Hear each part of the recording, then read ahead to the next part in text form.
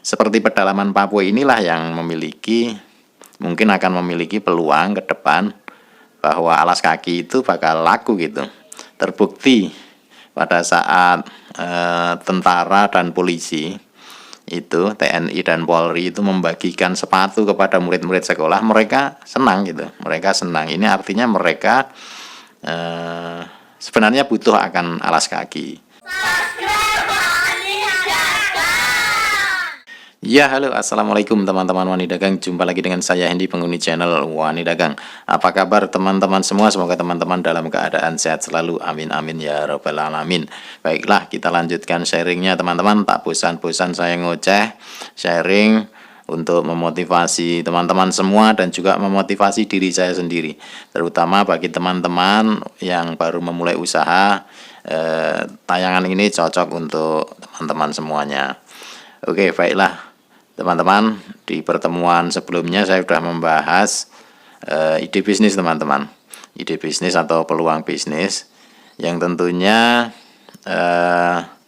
ada dua hal yang bisa menjadikan kita itu memiliki ide bisnis.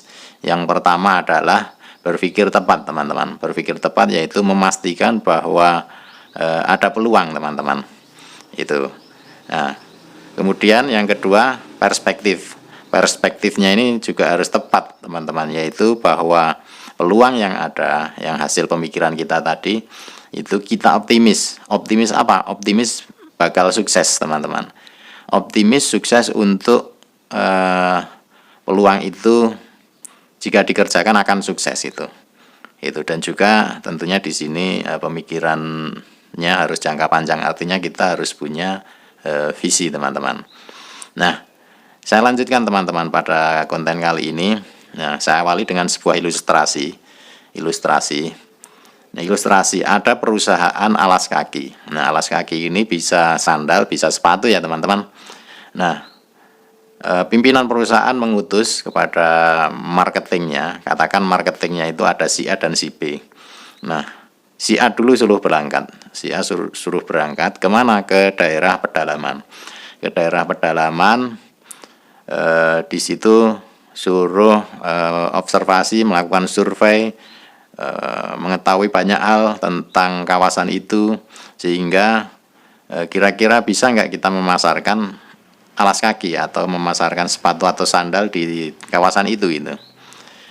Si A udah selesai, pulang lagi ke kantor, kemudian melaporkan kepada atasannya bahwa penduduk tidak pakai alas kaki, tidak ada satupun yang pakai alas kaki gitu, sepatu maupun sandal.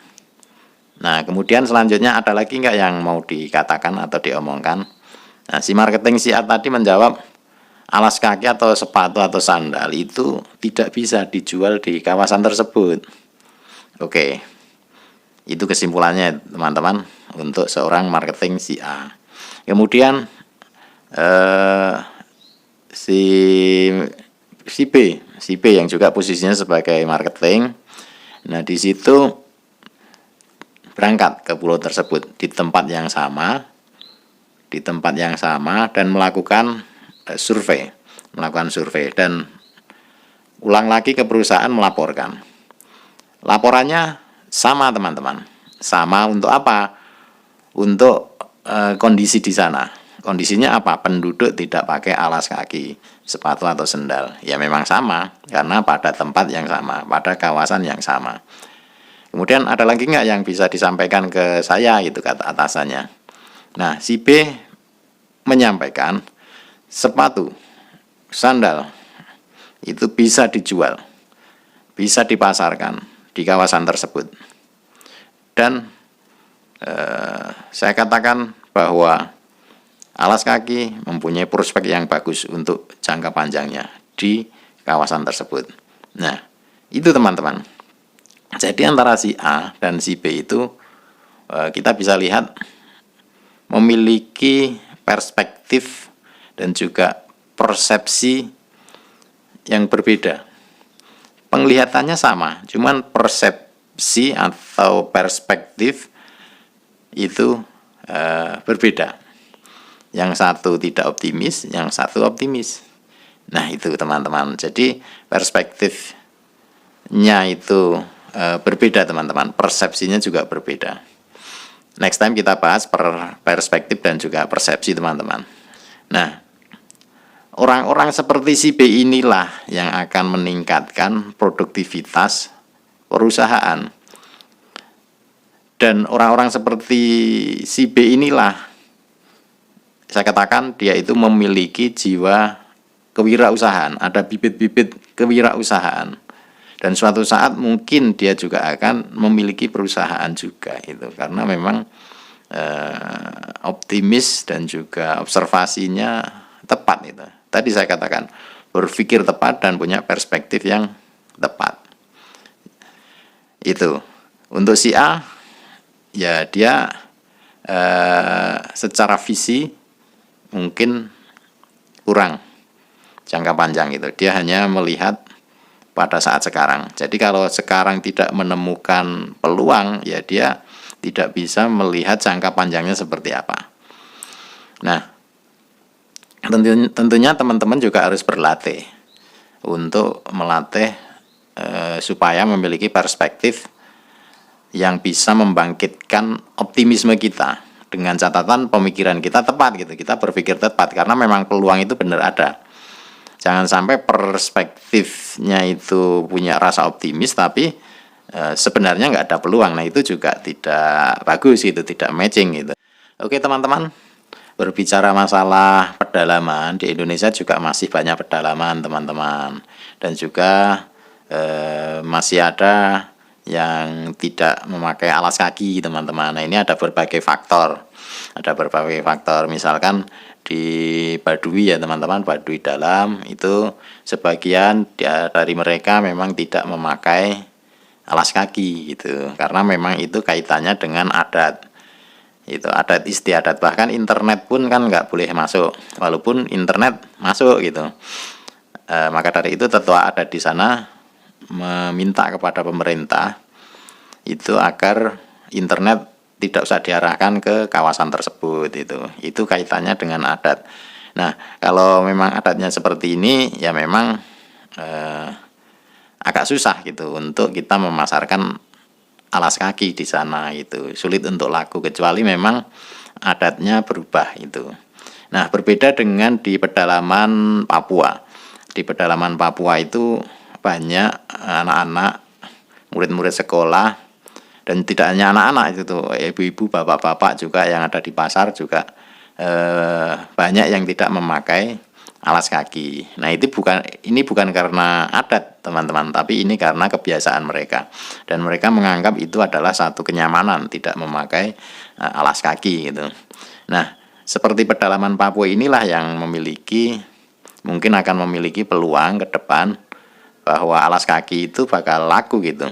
Terbukti pada saat tentara dan polisi itu, TNI dan Polri itu membagikan sepatu kepada murid-murid sekolah, mereka senang gitu, mereka senang. Ini artinya mereka sebenarnya butuh akan alas kaki.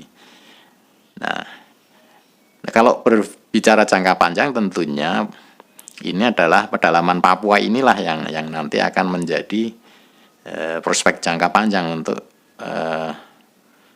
jualan sepatu itu, atau sepatu itu menjadi trending di sana, menjadi tren di sana itu. Ngomong-ngomong soal nggak pakai sepatu, saya pun SD dulu juga sering nggak pakai sepatu, dan ini tidak dimarahi oleh guru gitu. Dan juga saya main-main pada siang hari bersama teman-teman juga jarang memakai alas kaki gitu waktu itu gitu. Tapi kalau sekarang terasa aneh itu, karena begitu pentingnya alas kaki gitu menurut kita yang hidup di zaman sekarang gitu. Makanya kalau ada anak-anak yang tidak pakai sandal, dia keluar rumah, ya orang tuanya udah ngomel-ngomel suruh pakai sandal gitu. Apalagi sekolah gitu, sekolah juga wajib untuk memakai sepatu.